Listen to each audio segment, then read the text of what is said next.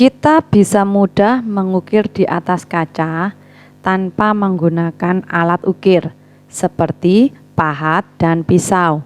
Wow, gimana caranya ya?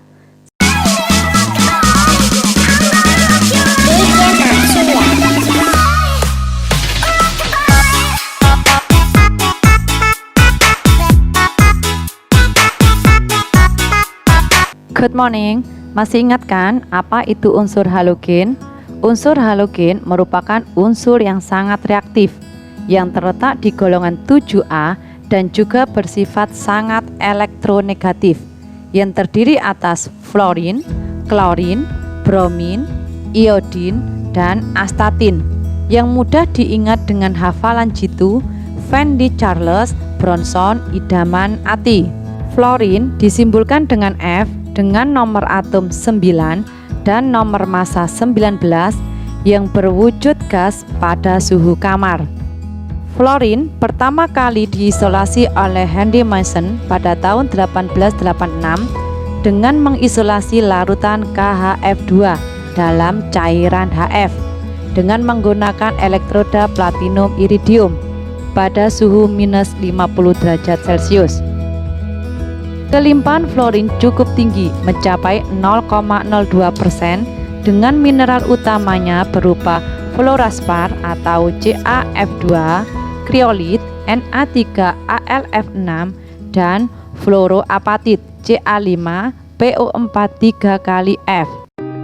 Selain itu, fluorin merupakan unsur non-logam yang paling negatif atau memiliki harga elektronegativitas yang paling tinggi dari semua unsur, yaitu 3,98 dalam skala Pauling, sehingga sangat reaktif dan sangat mudah menangkap satu elektron membentuk ion fluorida atau F-. Ketika fluorin membentuk senyawa, maka tidak akan ada anion yang mendesak fluorin keluar dari senyawanya. Namun sebaliknya, semua anion akan mampu didesak oleh fluorin, sehingga fluorin juga bisa disebut sebagai unsur dengan sifat oksidator yang paling kuat. Dan perlu diingat, fluorin merupakan unsur yang sangat beracun dengan level racun tertinggi yang dapat menyebabkan kematian. Keistimewaan fluorin lainnya adalah dari nilai elektronegativitas yang tinggi ini, fluorin ketika bersenyawa akan membentuk gaya tarik antar molekul dengan atom hidrogen dari molekul yang berbeda yang disebut sebagai ikatan hidrogen. Kekuatan hidrogen yang akan meningkatkan titik didih dari senyawanya. Misalkan pada senyawa HF, dalam fase cairnya terdapat ikatan hidrogen yang terbentuk antara atom H dengan F di antara molekul-molekul HF, sehingga meskipun MR-nya kecil atau paling rendah akan memiliki titik didih yang jauh lebih tinggi dari senyawa hidrida lain pada deret halogen yang mempunyai MR jauh lebih besar.